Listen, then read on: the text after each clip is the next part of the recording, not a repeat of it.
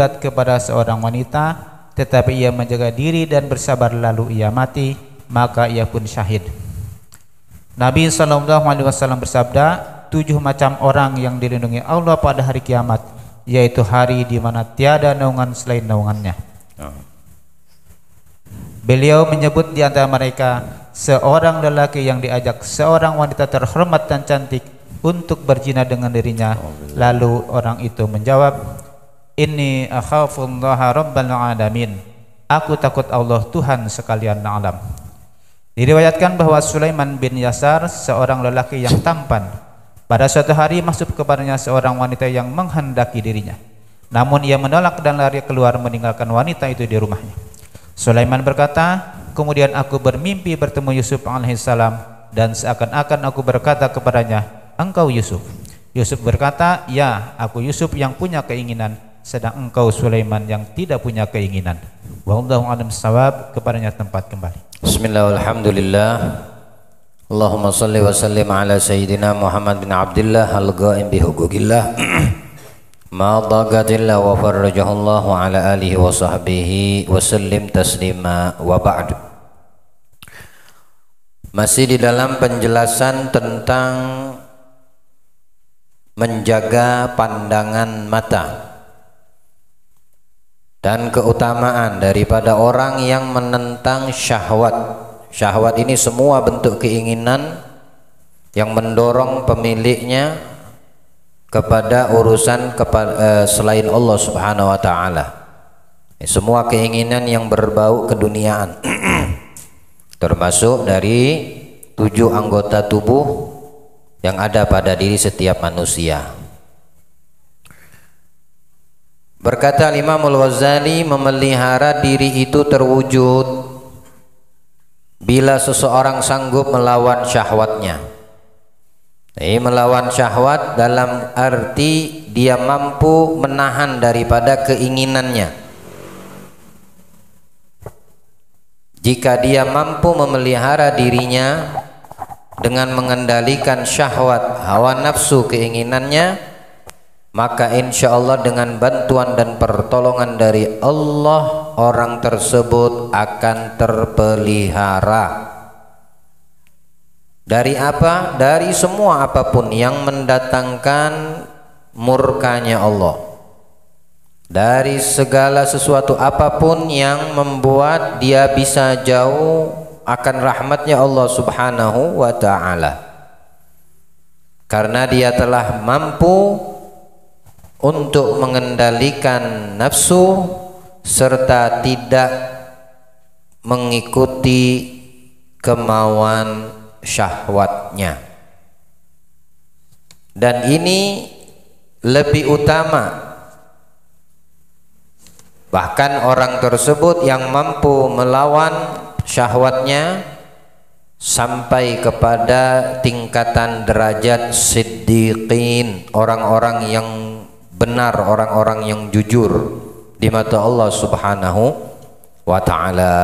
Semoga Allah jadikan kita hamba pilihannya, senantiasa bisa menjaga, memelihara semua anggota tubuh kita yang 7 dan menjadikan diri kita mampu untuk mengkawal, mengendalikan hawa nafsu yang ada di dalam diri kita. Amin, Allahumma amin.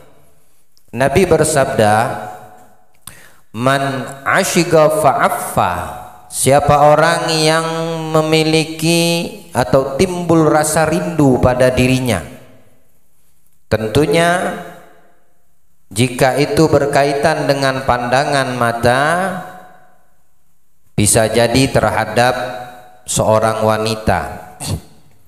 Rindu asyik itu tingkatan yang paling tinggi daripada tingkatan yang ada yang dinamakan cinta. Al-hub, cinta. Tapi kalau isyik sudah mesti di dalamnya ada cinta. Nah, orang yang sampai kepada isyik, dia akan lupa akan terhadap dirinya.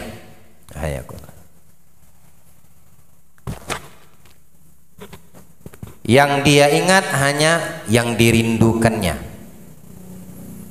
Nabi mengatakan barang siapa asyik terhadap wanita bahkan, tetapi ia menjaga dirinya, dia mengekang hawa nafsunya, apa yang dilihat oleh matanya, karena mata ini seperti yang disabdakan Rasul di dalam hadis-hadis banyak sekali.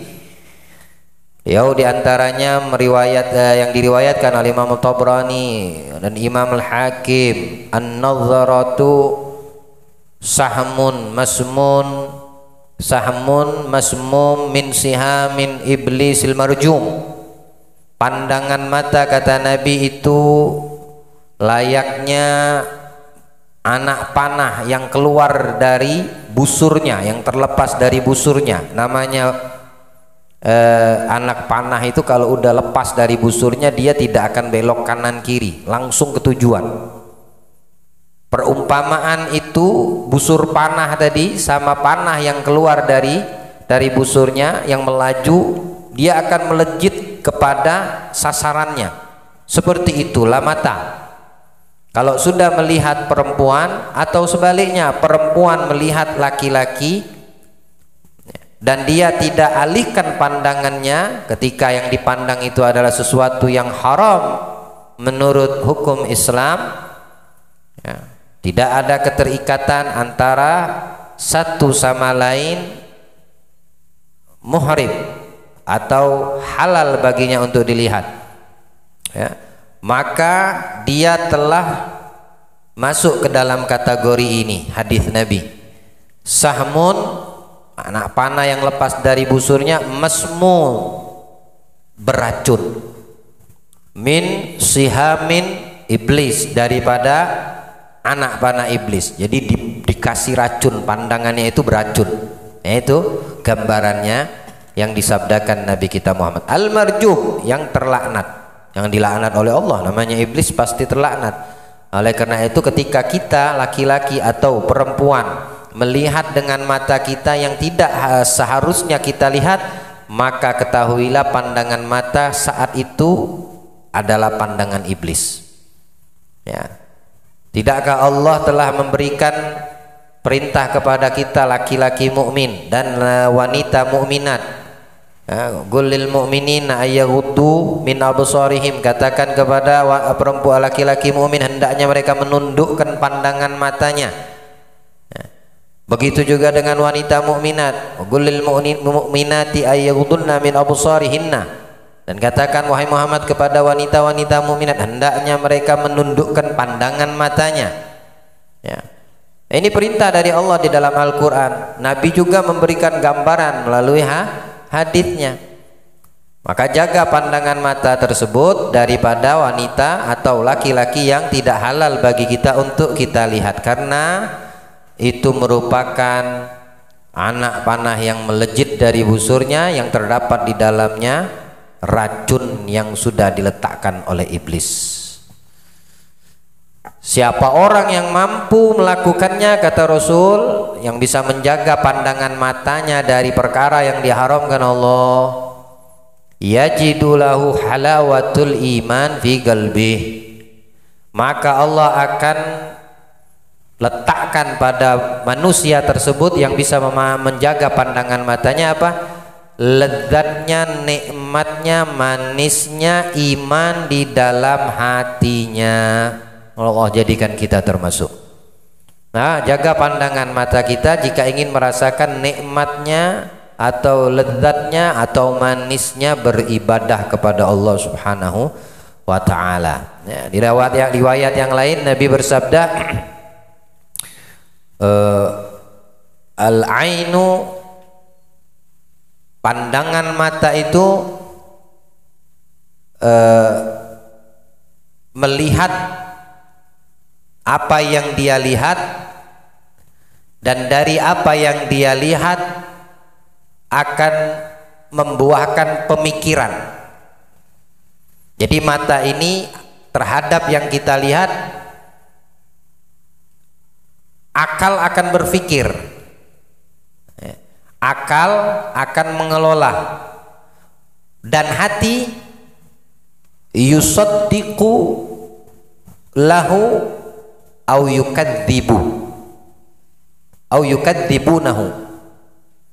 Nah, sedangkan hati membenarkan apa yang dilihat oleh mata atau mendustakannya. Tamam. Pandangan mata itu langsung ke akal, langsung berpikir dia. Ketika kita melihat langsung kepala ini, otak ini berpikir. Hati menentukan, hati yang membetulkan apa yang kita pikirkan atau dia mendustakan. Kalau yang dilihatnya itu yang tidak baik, maka yang keluar dari otak dan pikirannya pasti tidak baik.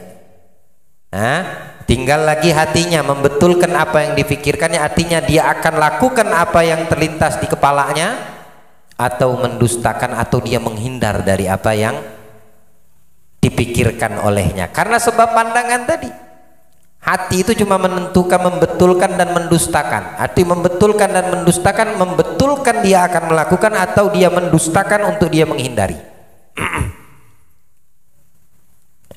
Karena hati kepalanya sudah berpikir, ya.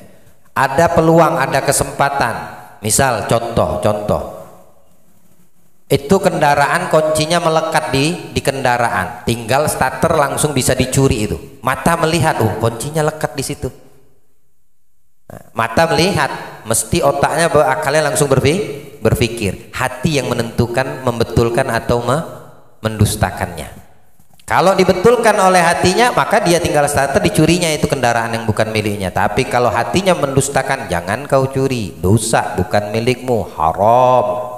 Maka dia akan mendustakan apa yang ada di akal. Tapi sebabnya yang harus kita lihat apa? Pandangan mata. Ya. Jadi pandangan mata itu adalah anak panah beracun daripada yang dilepaskan oleh iblis. Siapa orang yang bisa menjaga pandangan matanya, kata Rasulullah, maka Allah akan berikan nikmat ibadah di dalam hatinya, ya. Menikmati zikir kepada Allah saat baca Al-Quran, nikmat. Saat mendirikan sholat, nikmat. Tidak tergesa-gesa buru-buru. Saat mendengarkan nasihat, nikmat. Saat kumpul di majelis baik, nikmat, ya. Kenapa? Karena ini ciri-ciri orang sudah bisa menjaga pandangan, ya, menjaga pandangan matanya. Tapi ia menjaga diri. Barang siapa asyik, rindu berat kepada seorang wanita karena mata melihat, tapi ia bisa menjaga diri, dikawal hawa nafsunya dari apa yang dilihatnya, dan dia bersabar. Artinya dia bersabar, dia memendam, dipendamnya, tidak dia aplikasikan apa yang dilihatnya atau yang dirindukannya terhadap wanita. Nah, beda kalau yang dirindukannya itu anak perempuannya, istrinya, ya. Apa dilihat yang seperti itu, jangan dipendam, ya. jangan ditahan, ya. Karena itu halal bagi suami untuk istrinya atau sebaliknya. Tapi yang dimaksudkan konteks di sini adalah yang tidak halal baginya. Dia jaga pandangan mata, dia tahan dan dia pendam, dia bersabar. Lalu dalam keadaan seperti itu dia meninggal dunia, maka dia dimasukkan ke dalam golongan orang yang mati syahid. Itu syuhada. Cuma sebab menjaga pandangan mata aja bisa sampai kepada derajat orang yang mati syahid. Ya, nikmat yang seperti semula. Allah mudahkan kita untuk mengamalkan apa yang kita pelajari, ya. Allah jaga pandangan mata kita dari hal-hal yang dimurkai. Amin ya rabbal alamin. Nabi bersabda, sab'atun yudhilluhumullah fi dhilli arsy yauma yadhillu illa dhillu. 7 macam orang yang dilindungi Allah pada hari kiamat, yaitu hari di mana tiada naungan selain naungan Allah. Di hari kiamat itu tidak ada naungan, yang ada hanya naungan milik Allah. Yang masuk ke bawah naungan milik Allah siapa mereka?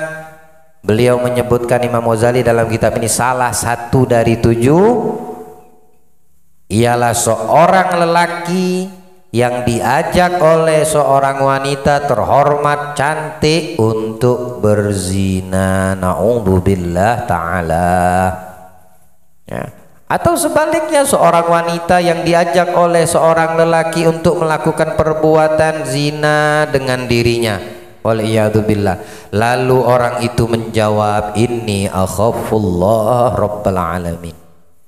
Ya, sesungguhnya aku takut kepada Allah Tuhan semesta alam. Dia diajak berbuat zina, dia mengatakan ini dalam keadaan takut. Mau laki ataupun perempuan, ini ciri-ciri orang, kata Rasul, masuk ke dalam naungan Allah pada hari kiamat nanti. Tidak ada naungan kecuali milik Allah. Artinya apa?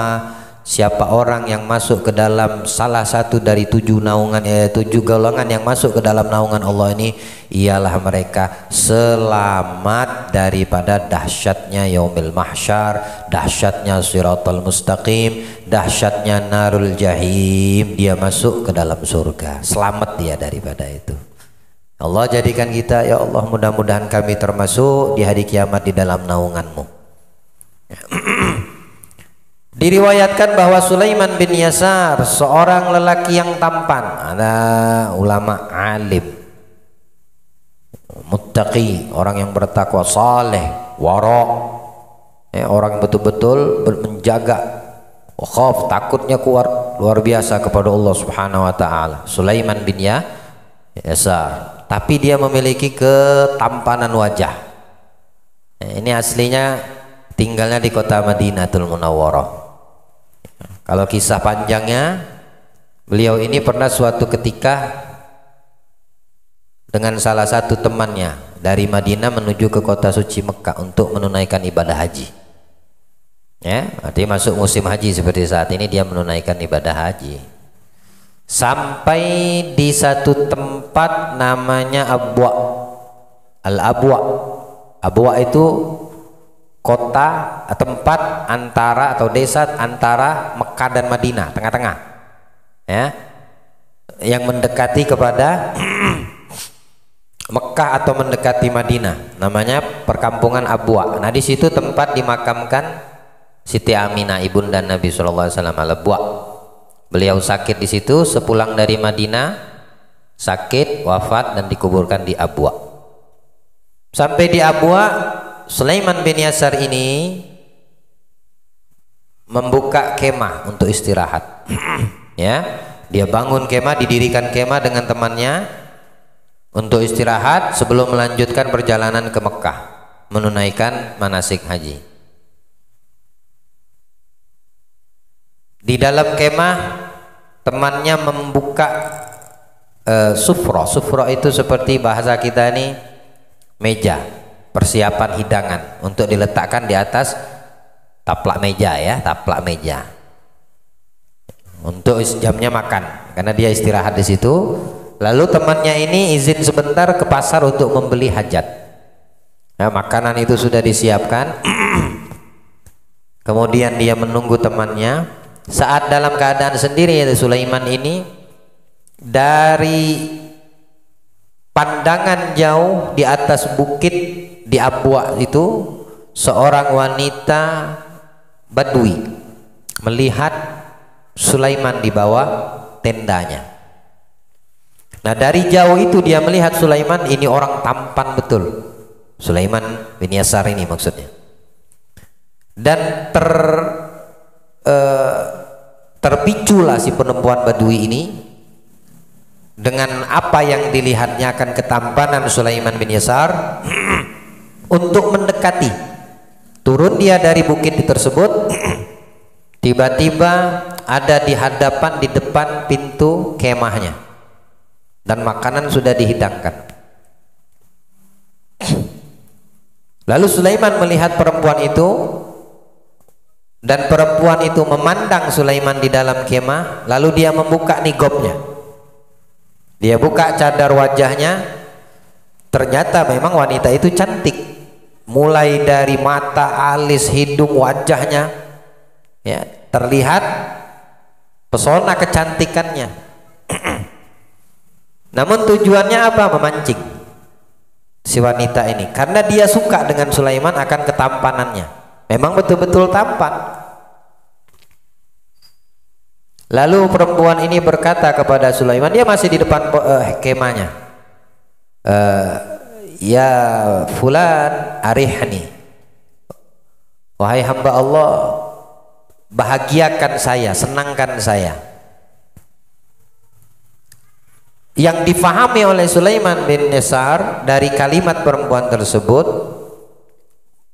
kemungkinan wanita ini tertarik dengan hidangan yang dilihatnya. Namanya orang pedalaman dengan orang kota kan hidangannya beda, makanannya mungkin lebih enak, ya. Kata beliau bilang, ambil semaumu dan bawalah pulang. Yang kau lihat ambil, bungkus, bawalah pulang ke keluargamu. Maka perempuan ini mengatakan, bukan itu yang aku maksud, tapi senangkan aku sebagaimana laki-laki menyenangkan dan membahagiakan istri mereka.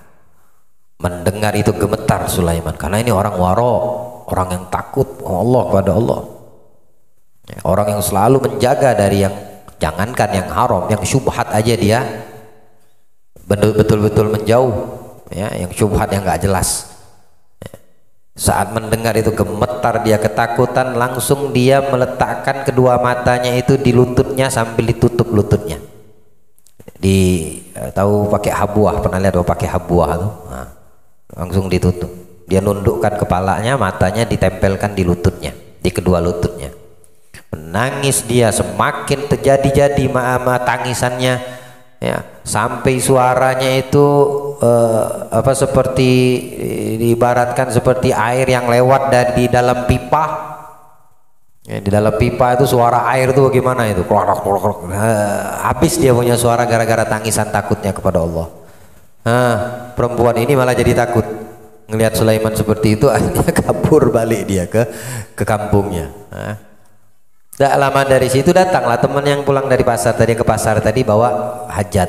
Dilihatnya mata Sulaiman itu bengkak, tahu sebab tangisan, lalu bertanya, kenapa engkau menangis wahai Sulaiman? Oh, tidak apa-apa, anak baik-baik aja, kata dia. Hanya saja aku teringat akan anak-anakku di rumah, kata dia. Dilihat sama teman, tidak mungkin, kata dia, kecuali kamu teringat akan anak-anak kecilmu perempuan yang baru lahir 3 hari yang lalu. Kalau kau memang rindu kepada dia karena baru lahir 3 harian, terakhir kamu melihat 3 hari yang lalu, mungkin kamu rindu kepadanya, kecuali itu. Tapi ini bukan seperti itu, kata temannya. Dipaksa cerita, alhasil diceritakan oleh Sulaiman bin Yasar. Aku didatangi seorang wanita Badui begini dan begitu, dia punya maksud tujuan ini dan itu, yang itu membuat aku ketakutan sampai engkau melihat apa yang terjadi padaku saat ini.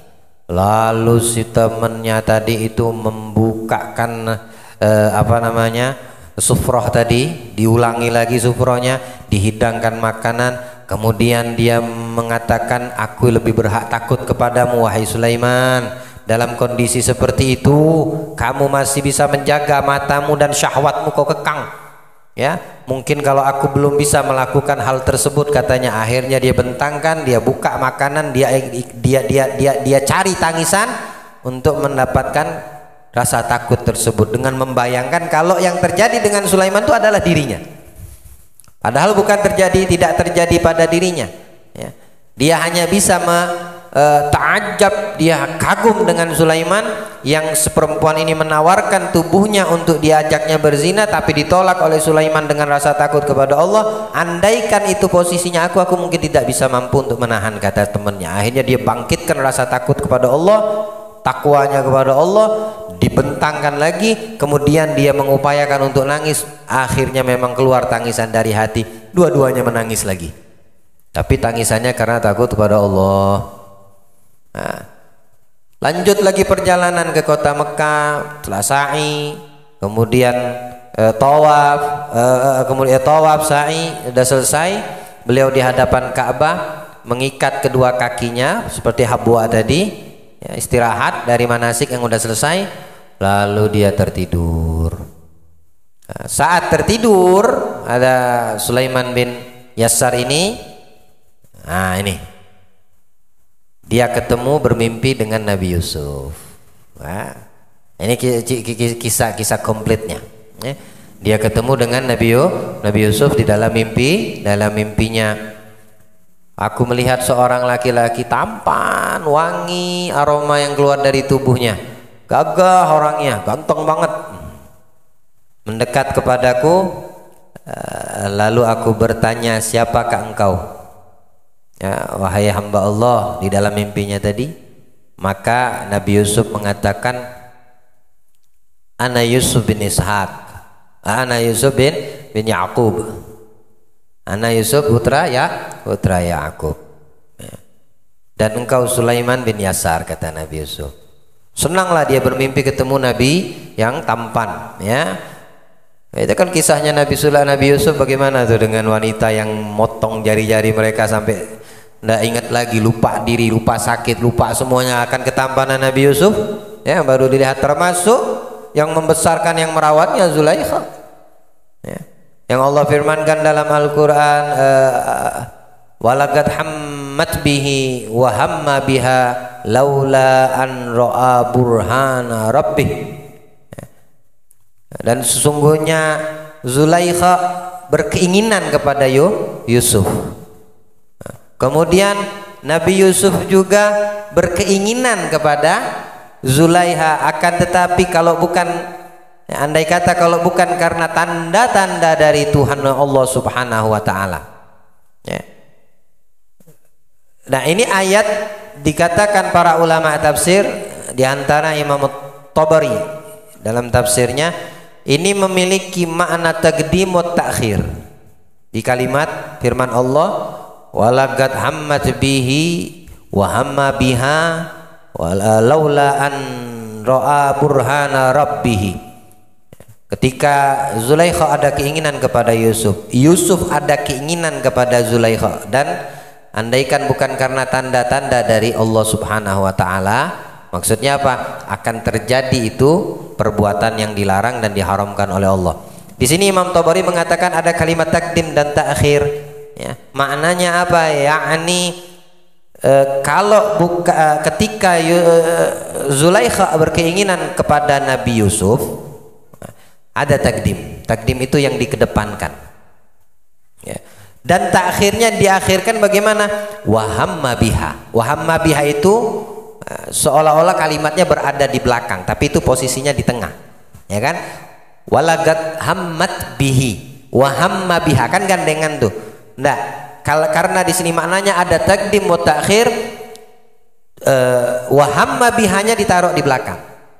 Penafsirannya seperti itu. Ya. Artinya apa? Ketika Zulaikha ada keinginan kepada Nabi Yusuf, kalau bukan karena tanda dari Allah, maka Yusuf tidak ada keinginan kepada Zulaikha. Nah, kalau kalimatnya itu tidak takdim dan ta'khir, Zulaikha ada keinginan kepada Yusuf dan Yusuf ada keinginan kepada Zulaikha, berarti dua-dua punya keinginan. Ya, lah keinginannya ini fatal, apa? Berbuat zina tidak mungkin ada pada seorang nabi. Makanya seolah-olah kalau dibaca, ketika Zulaikha ada keinginan kepada Yusuf dan kalau bukan Nabi Yusuf melihat tanda-tanda dari Allah, maka mungkin Yusuf ada keinginan, tapi itu tidak mungkin ada pada seorang nabi, karena tanda-tandanya sudah diperlihatkan oleh Allah Subhanahu wa taala, ya, akan perbuatan yang diharamkan oleh Allah. Nih loh, ya, akibatnya begini, hukumannya begini. Nah, sama seperti orang berpuasa. Gampangnya kalau kita contohkan, orang yang berpuasa melihat makanan dan minuman, apa yang timbul dari diri mereka? Ya? Keinginan, ya kan? Tapi tidak untuk orang yang berpuasa. Sebelum berpuasa dia sudah dibekali takwa yang besar, yang kuat kepada Allah, rasa takut yang besar kepada Allah. Dia sudah ada pegang itu terlebih dahulu. Dia pegang tanda-tanda kalau seandainya batalin puasa sengaja begini dosanya, hukumannya begini. Dia sudah ada bekal duluan, bukan melihat kemudian timbul keinginan. Orang kalau sudah ada bekal takwa yang kuat, rasa takut kepada Allah yang kuat, walaupun dia kemudian dia langsungkan ibadah puasa, di tengah-tengah puasa ngelihat makanan, ngelihat minuman, adakah keinginan? Kira-kira adakah keinginan timbul untuk makan dan minum? Nggak bakalan ada. Kenapa? Karena sudah ada rasa takut terlebih dahulu. Ya. Tapi kalau bekal kagak kuat, ya, rasa takut kurang kuat kepada Allah, dalam keadaan dia puasa diuji dengan melihat makanan minuman yang segar, nah itu baru keinginan dulu baru timbul rasa takut sehingga dia tidak membatalkan puasa. Yusuf seperti itu. Rasa takutnya, tanda-tanda Tuhannya dari Allah udah perlihatkan, maka Nabi Yusuf tidak ada keinginan. Ya. Yang ada keinginan siapa? Zulaikha. Ya. Lagat hammat biha wa hamma bihi walaula laula an ra'a burhana rabbih. Dalam riwayat yang lain Nabi Yusuf melihat abahnya Ya'qub memberitahukan konsekuensi kalau sampai terjadi perbuatan yang dilarang oleh Allah antara laki perempuan yang tidak halal. Makanya Zulaikha diceritakan di situ memuji Nabi Yusuf, indah betul rambutmu wahai Yusuf, alangkah indahnya matamu wahai Yusuf, alangkah bagusnya bibirmu. Nah, ini kan membangkitkan apa namanya, kalau laki kah atau perempuan, apalagi kalau perempuan wah dipuji seperti itu, oh selesai sudah ya. Itu mulut buaya laki-laki kan gitu, cantik betul ente, Allah senyummu, oh luar biasa ya. Dipuji terus, akhirnya terbanglah, lupalah sama rasa takut si perempuan ini, baru diajak untuk melakukan perbuatan yang tidak dihalalkan dalam agama, dan mau si perempuan. Nah, seperti itulah gambaran yang dilakukan Zulaikha kepada Yusuf dengan pujian kepada Nabi Yusuf, tujuannya untuk terpikat, namun tidak, karena sudah dilihatkan tanda-tanda Allah kepada Yusuf, maka tidak ada keinginan tersebut. Nah, dengan itulah berlari Nabi Yusuf keluar dari kamar, diambil dia punya jubah, sobek bagian belakangnya. Nah, itu kisah yang di dalam Al-Quran Allah abadikan.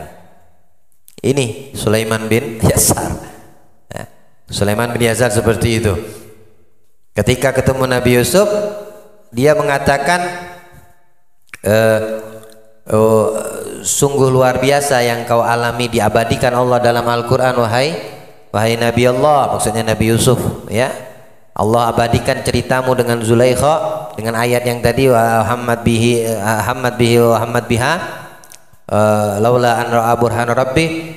Allah abadikan itu di dalam Al-Qur'an untukmu wahai Nabi Allah Yusuf ya. Luar biasa kejadian itu, kata Sulaiman kepada Nabi Yusuf dalam mimpi. Dijawab oleh Nabi Yusuf, ada yang lebih luar biasa lagi apa yang kau alami kemarin di Abwa, kata Nabi Yusuf.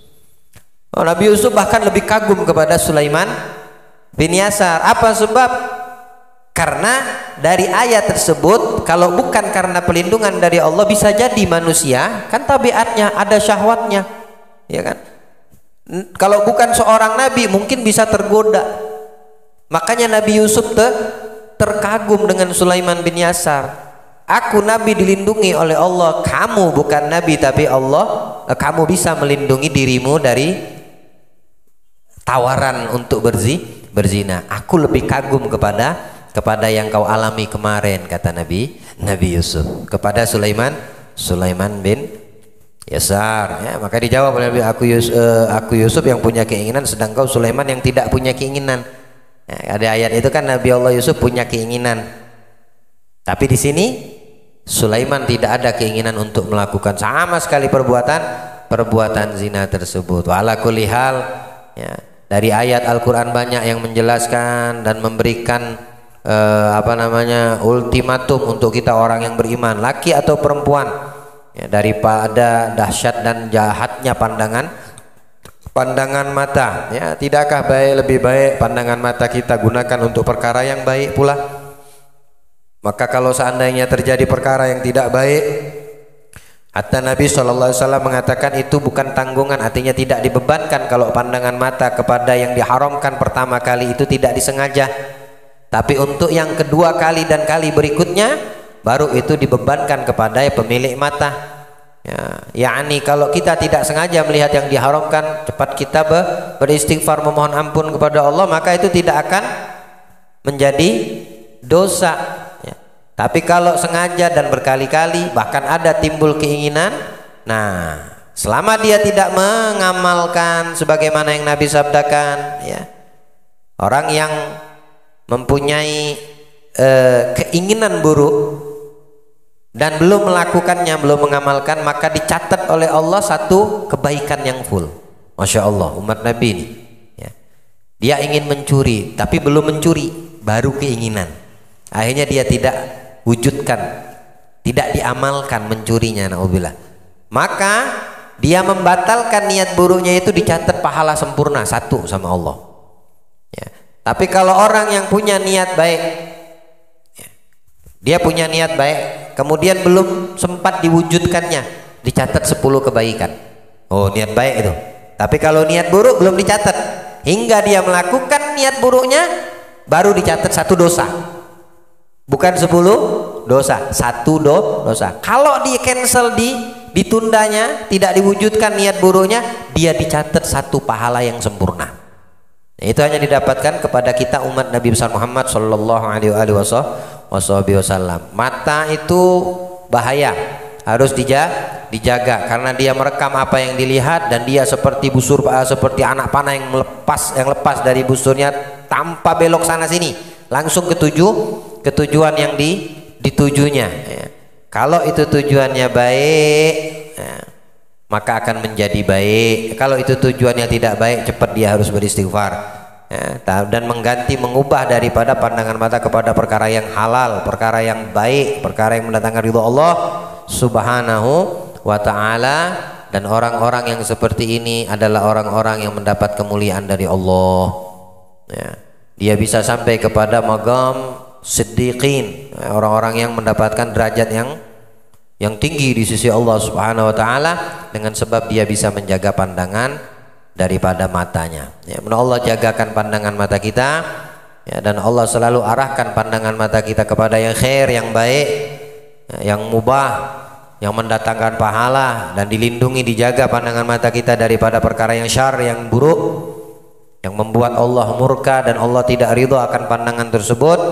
Yang dengan pandangan ini kita menjaga, mudah-mudahan Allah muliakan kita punya mata bisa melihat Nabi Muhammad sallallahu alaihi wasallam, ya. Tidak terbayangkan kotornya mata kita ini dengan kotoran dosa, ya, menjadi sebab dan hijab, ya. Dengan itu mata kita belum bisa memandang wajah Nabi Muhammad, hatta di dalam mimpi kita mungkin, ya.